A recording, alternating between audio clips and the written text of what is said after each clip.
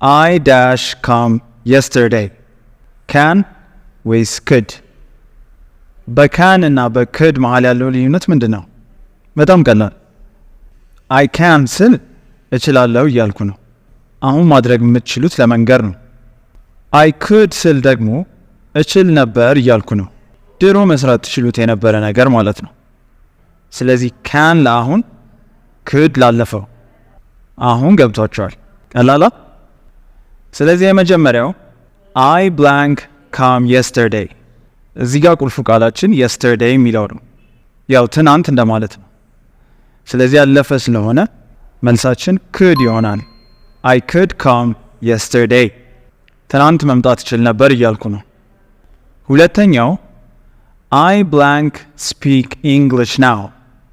A can፣ B could። ቅድም እንዳልኳችሁ I can ስል